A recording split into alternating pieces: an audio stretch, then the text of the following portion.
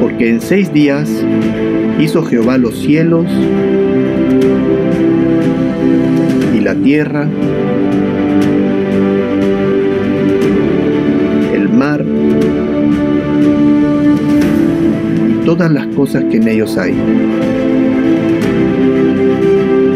Y reposó en el 7º día.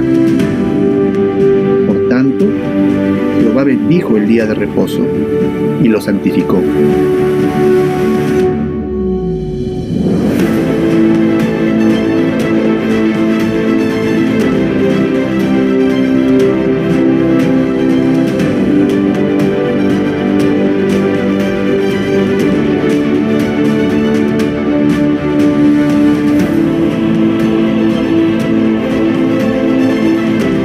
Cosas invisibles de Jehová, su eterno poder y deidad, se hacen claramente visibles desde la creación del mundo, siendo entendidas por medio de las cosas hechas.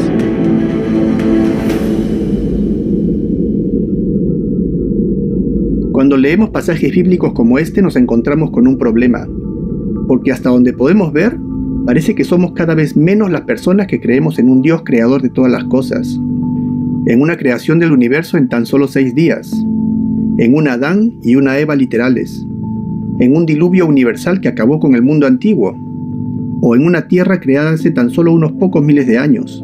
Es decir, que realmente creemos a la Biblia. Y no podemos evadir la pregunta, en este mundo confundido, donde los seres humanos nos las arreglamos para congregarnos bajo las más impensables ideas y filosofías, ¿será posible que quienes decidimos creer todo lo que leemos en la Biblia también seamos un grupo de personas que se rehúsan a ver la realidad? Digo, el mundo entero va decididamente en una dirección, y nosotros en el sentido contrario. ¿Estaremos tan ciegos en nuestra obsesión que preferimos cerrar los ojos a toda evidencia que nos acusa de lunáticos? Nos montamos en nuestros autos, los cuales andan gracias al petróleo, el cual es un combustible fósil. Sí, un combustible fósil que, como sabemos, tomó millones de años en formarse. Y usamos carbón, otro combustible fósil, para calentar nuestras parrillas. Y aún así seguimos pensando en la manera obtusa en que lo hacemos, prestando oídos sordos a la comunidad científica. La geología nos dice que la Tierra es muy antigua. La antropología nos habla de seres humanoides que deambularon por la Tierra hace más de 100.000 años. Restos de animales y materia orgánica tan antiguos que han llegado a convertirse en piedra, nos dice que algo no está del todo bien en nuestras creencias. Las pruebas científicas arrojan edades multimillonarias a los diversos hallazgos que nos hablan de tiempos inmemoriales. ¿Será que quienes creemos el relato de la Biblia somos unos ilusos? ¿O será que el resto del mundo vive engañado? Bienvenidos al último capítulo de nuestro estudio bíblico de la cadena profética de Dios, al cual he llamado el engaño de iniquidad. En el capítulo anterior, el 6º capítulo, hemos podido encontrarnos con aquella iglesia que según la Biblia satisface el perfil de la última iglesia del Apocalipsis, la iglesia de la Odisea. Además, hemos podido ver cómo se están alineando las circunstancias para la unificación de todas las religiones del planeta bajo el liderazgo del papado. Y con la atmósfera política global y tantos sucesos ocurriendo al mismo tiempo, se hace urgente hablar de todos estos asuntos que se están dando realmente a un ritmo tan veloz que requiere de toda nuestra atención. Sin embargo, antes tenemos que abordar un tema importantísimo que necesitamos saber, y es el engaño del que hemos hablado, un poderoso engaño en el que vivimos, un velo de engaño que envuelve a toda la humanidad desde hace siglos, y del cual habla la Biblia que sería una característica de los últimos días. Pero, ¿de qué se trata este engaño? ¿Engaño en qué sentido? ¿Y quiénes son los afectados? ¿O será que todos nosotros, de una u otra manera, hemos caído en algunos aspectos de este engaño? ¿Y quién trae este engaño al mundo? ¿A quién le beneficia? ¿Cuál es la razón para que esto suceda? En Apocalipsis 12:9 dice que Satanás engaña al mundo entero, que el mundo entero vive bajo un engaño, dice. Aunque existe un pasaje de la Biblia que nos habla de un aspecto muy importante acerca de esta situación.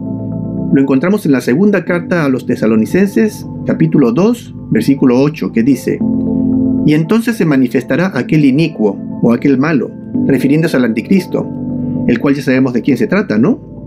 Cuyo advenimiento es por obra de Satanás, dice, con gran poder y señales y prodigios mentirosos, y con todo engaño de iniquidad para los que se pierden, por cuanto no recibieron el amor de la verdad para ser salvos. De estos versículos ya hemos hablado antes, pero esta vez vamos a hablar de un aspecto asombroso de este pasaje. Según dice, el mundo está dividido en dos grupos de personas. Por un lado están aquellos que aceptan el regalo de salvación de Cristo, o en otras palabras, el amor de la verdad para ser salvos, los cuales son la Iglesia de Dios, quienes conocen las Escrituras y pueden ver el engaño. Y por otro lado, aquellos que prefieren seguir al mundo, los cuales son la grandísima mayoría, y para quienes está preparado este engaño. Continúa diciendo, por esto Dios les envía un engaño poderoso, para que crean la mentira, a fin de que sean condenados todos los que no creyeron a la verdad, sino que se complacieron con la injusticia. ¿Entonces el engaño es de Satanás o es de Dios? El engaño es perpetrado por el anticristo, el cual tiene sus propias razones, las cuales son llegar a someter al mundo entero, así como lo hizo con Europa en el pasado. Aunque a través de él obra Satanás, quien por su lado busca destruir a las almas. Sin embargo, Dios permite esta situación. ¿Por qué? Porque Dios siempre ha buscado un pueblo compuesto por aquellas personas que lo conocen y lo aman. Un siempre minúsculo grupo de personas a quienes el mundo casi no conoce, y que sin embargo son quienes viven en carne propia la mismísima lucha entre el bien y el mal que se libra en la tierra. Y estas personas no aceptan ni se dejan torcer el brazo por doctrinas que, aunque bajo diferentes máscaras y muchas veces hasta disfrazadas de ciencia, desdicen la palabra de Dios y blasfeman su nombre, y son rechazadas por este mundo ciego. En el libro de Apocalipsis 14:12 dice que el pueblo de Dios, a quienes llama sus santos, son quienes guardan sus mandamientos y tienen la fe de Jesús. ¿Y qué es tener la fe de Jesús? Es exactamente la característica del pueblo de Dios, gracias a la cual puede ver el engaño del que estamos hablando. Porque el pueblo de Dios está compuesto por personas cuya fe está sentada sobre el conocimiento profundo de la palabra de Dios, que, al igual que Jesucristo, conocen a Dios y a su Biblia muy bien, y comprenden el contexto profético en el que viven, y el significado de los eventos históricos a la luz de la profecía, y saben que Dios no hace nada sin antes revelarlo a sus siervos los profetas. Y no solo saben quién es quién en este mundo, sino que pueden ver el trasfondo de los eventos globales que los demás no pueden ver. ¿Y cuándo fue que esta situación, que este gran engaño empezó? ¿Podemos encontrar algo de esto en la Biblia? Pues claro que sí. Pero para poder comprender el contexto de esta profecía, primero vamos a leer qué es lo que le ocurrió a la Iglesia de Dios en el período del cuarto sello. Apocalipsis 6:8 dice: Miré y he aquí un caballo amarillo, y el que lo montaba tenía por nombre Muerte, y el Hades le seguía. Y le fue dada potestad sobre la cuarta parte de la tierra, para matar con espada, con hambre, con mortandad y con las fieras de la tierra.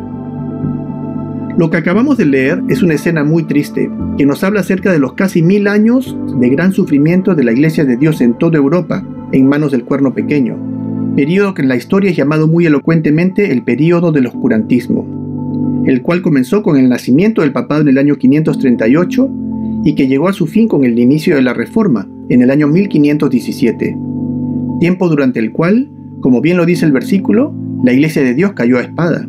Millones de hombres, mujeres y niños fueron perseguidos y asesinados de las más crueles maneras en manos de los ejércitos de las naciones europeas, representadas por las fieras o bestias de la tierra, a pedido del sumo pontífice romano.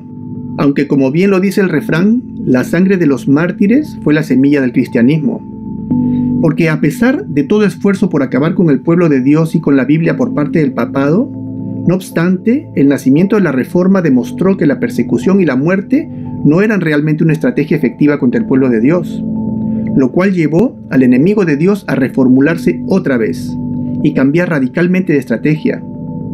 Ahora, para entender el siguiente versículo, recordemos que estos últimos 2000 años son divididos por el libro de Apocalipsis en 7 períodos de tiempo, los cuales están representados por las 7 iglesias de Apocalipsis 2 y 3, los 7 sellos de Apocalipsis 6 a 8 y las 7 trompetas de Apocalipsis 8 y 9, siendo que el período de la cuarta iglesia es el mismo que el del cuarto sello y que el de la cuarta trompeta, y así, Entonces, cuando leemos el pasaje a continuación, que es colocado al final de la cuarta trompeta y antes de la quinta, podemos ubicarnos en el período de tiempo que corresponde al final del período del oscurantismo y antes del comienzo de la Reforma. Leamos lo que dice la Biblia acerca de este tiempo. Apocalipsis 8:13 dice: «Y miré y oí a un ángel volar por el medio del cielo, diciendo a gran voz: ¡Ay de los que moran en la tierra, a causa de los otros toques de trompeta que están para sonar los 3 ángeles!» ¿Qué es lo que está diciendo este ángel? Aunque parezca increíble, lo que este ángel está diciendo es que las dificultades por las cuales tendrá que atravesar la Iglesia de Dios a partir de la época del nacimiento de la Reforma y en adelante serían hasta peores de las circunstancias que habían atravesado en el pasado. Eso está diciendo. ¿Pero por qué diría eso? ¿Qué podría ser peor que la vida de los cristianos en tiempos de la persecución diocleciana, por ejemplo, o en la época de los waldenses, cuando tantos eran masacrados, quemados, mutilados y sufrieron los más terribles tormentos y persecución? Y la respuesta es que la Reforma o el protestantismo que empezó Martín Lutero trajo tal luz a la sociedad europea que se constituyó en un evento profundamente traumático para el papado, el cual, viendo cómo progresivamente toda Europa se le empezaba a escapar de las manos, lo llevó a concentrar toda su fuerza en realizar un cambio de dirección en su manera de buscar acabar con la Iglesia de Dios, donde la directa persecución a la Iglesia empezó a ser reemplazada por una estrategia mucho más letal: el engaño. Y aunque muchos de nosotros nos sentimos afortunados de vivir en estos tiempos sabiéndonos a salvo de la barbarie y las persecuciones medievales, según la Biblia, nuestra lucha es aún más cruenta ahora, y a partir del nacimiento de la Reforma, aunque ya no más en el cuerpo, sino esta vez en el espíritu. Leamos esta descripción del protestantismo que proviene de una fuente histórica de principios del siglo XIX. Dice: «El protestantismo no es únicamente el resultado del progreso humano. No es un mero principio de perfectibilidad inherente a la humanidad y clasificado como uno de sus poderes innatos. No es producto de la razón individual ni del pensamiento y las energías conjuntas de la especie. El protestantismo es un principio que tiene su origen fuera de la sociedad humana. Es un injerto divino sobre la naturaleza intelectual y moral del hombre, mediante el cual nuevas vitalidades y fuerzas se introducen en él. Y el tallo humano da en adelante un fruto más noble.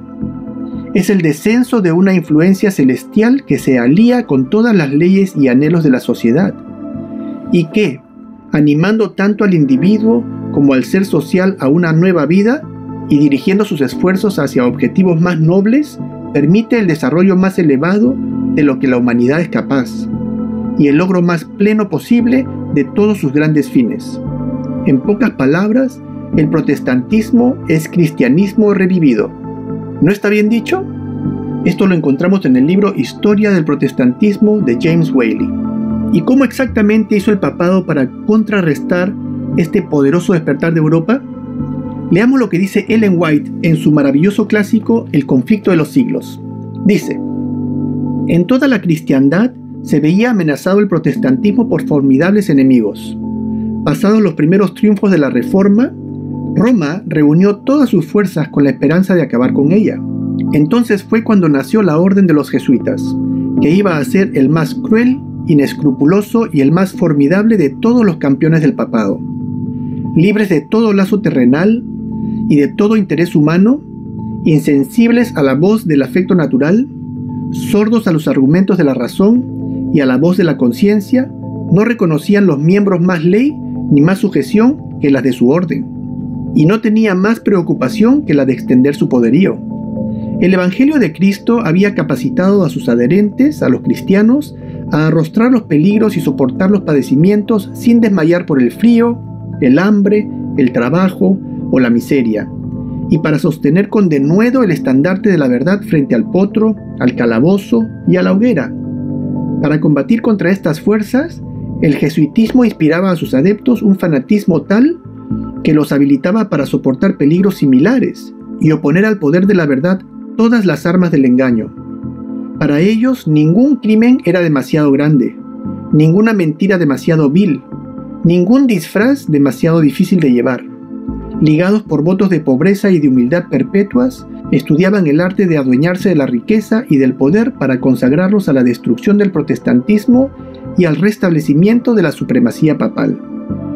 Al darse a conocer como miembros de la orden, se presentaban con cierto aire de santidad, visitando las cárceles, atendiendo a los enfermos y a los pobres, haciendo profesión de haber renunciado al mundo y llevando el sagrado nombre de Jesús, de aquel que anduvo haciendo bienes. Pero bajo esta fingida mansedumbre, ocultaban a menudo propósitos criminales y mortíferos. Era un principio fundamental de la orden que el fin justifica los medios. Según dicho principio, la mentira, el robo, el perjurio y el asesinato no solo eran perdonables, sino dignos de ser recomendados, siempre que vieran los intereses de la Iglesia Católica. Con muy diversos disfraces se introducían los jesuitas en los puestos de Estado, elevándose hasta la categoría de consejeros de reyes y dirigiendo la política de las naciones. Duras palabras. ¿Tendrá algo de cierto todo lo que acabamos de leer? Pues claro que sí. Es una descripción muy sobria de la orden jesuita. En una carta que enviara el expresidente John Adams al entonces presidente de los Estados Unidos de América, Thomas Jefferson, leemos: ¿no deberíamos encontrarnos enjambres regulares de ellos aquí, bajo tantos disfraces como solo un rey de los gitanos podría asumir, vestidos como pintores, como dueños de imprentas, como publicistas, científicos, escritores y profesores de escuela? Si alguna vez hubo un grupo de hombres que merecieran condenación eterna en la tierra y en el infierno, es esta sociedad de Loyola. Mas aún nosotros nos vimos obligados, por nuestro sistema de tolerancia religiosa, a ofrecerles asilo. Bien directo, ¿no? Esto es historia. Aquí vemos cómo dos de los personajes más importantes de la historia de los Estados Unidos de América comparten su asombro y disgusto tras ser testigos de la impresionante penetración jesuita en todos los ámbitos de la sociedad. ¿Cuánto de esto fue realmente el caso? En el capítulo anterior vimos cómo la Biblia claramente describe a la orden jesuita como unas langostas que surgieron con el quinto toque de trompeta, es decir, con el comienzo de la Reforma, donde habla de su carácter militar, como caballos preparados para la guerra, además de tener coronas como de oro, haciendo alusión a Cristo y cómo esta organización toma el nombre del mismo Jesucristo, además de hablarnos de su apariencia eclesiástica, con sus cabellos largos como de mujer o de iglesia, mencionando también sus corazas de hierro, representando a la protección de Roma papal con que goza esta organización. Pero además la Biblia habla de una característica muy reveladora de esta organización. Dice que el ruido de las alas de estas langostas era comparable al estruendo de muchos carros de caballos corriendo a la batalla. Es decir, que esta organización hace un ruido ensordecedor con sus alas. Un ruido que, como veremos, se hace sentir poderosamente en absolutamente todos los ámbitos de la sociedad. Un ruido ensordecedor en la academia, en las ciencias, en la política, en el arte, en el entretenimiento. Un ruido poderoso en filosofía. Un ruido imposible de ignorar. Y que desde hace tiempo viene llevando al mundo entero cautivo en un trance insospechado. Y nosotros podremos ver que detrás de todos los conflictos entre las naciones, de todo nuevo movimiento político significativo, de todo movimiento subversivo, social, de todo avance y pseudoavance científico y de todo fenómeno cultural o asunto de importancia de los más diversos índoles, nos vamos a encontrar con la infame mano jesuita, ya sea directamente o a través de su brazo laico, el cual son las diversas sociedades secretas y organismos de control global que esta orden controla, y moldeando la mentalidad de la sociedad global a tal punto que nos sorprenderemos al conocer cómo el mundo, como lo conocemos hoy, es en gran medida el resultado de casi 500 años de deliberado engaño, y que en el más amplio sentido de la palabra, este mundo le pertenece al papado. Ahora este en sí es un tema muy extenso, y tiene tantos aspectos que sin duda debemos mencionar para poder comprender las dimensiones reales del problema en que nos encontramos como raza humana. Y es así que yo he preparado un nuevo estudio bíblico, del cual podríamos decir que este es el video introductorio. Y para poder comprender esta compleja situación de manera que pueda ser entendida, yo he dividido este estudio bíblico en 3 partes. En la primera parte vamos a establecer claramente la magnitud del engaño. Vamos a identificar su alcance y a sus protagonistas. Vamos a tomarle una radiografía a la orden jesuita y a las sociedades secretas, y les aseguro que vamos a quedar muy impresionados con lo que vamos a descubrir. En un segundo paso, vamos a hablar del efecto que la influencia papal ha causado en la mentalidad global. Vamos a hablar de filosofías mortíferas, como lo son el secularismo, del cual provienen el naturalismo, el materialismo y entre otros fenómenos. Y comprendiendo este panorama, es que se nos hará mucho más fácil explicar por qué hemos llegado a este divorcio irreconciliable entre la ciencia y Dios. Y una vez aclarados esos asuntos, y en un tercer paso, no nos será muy difícil empezar a desenmascarar una por una las falacias ocultas detrás de todas aquellas teorías que han logrado llevar al mundo entero a este estado de dislate total en el cual se encuentra sumergido hoy. ¿Cuáles son estas? Son muchas. Entre ellas la infame teoría de la evolución de las especies, por ejemplo, cuya repercusión en diversos ámbitos es mucho más dañina de lo que nadie sospecha. O la tabla geológica, que habla de una Tierra de millones y hasta de miles de millones de años de antigüedad. O la idea de que la vida apareció de repente, a partir de lo que llaman un caldo primordial, entre otras. Y una vez que nos hagamos de este conocimiento, de seguro nos vamos a ver obligados a reformular muchos de nuestros paradigmas.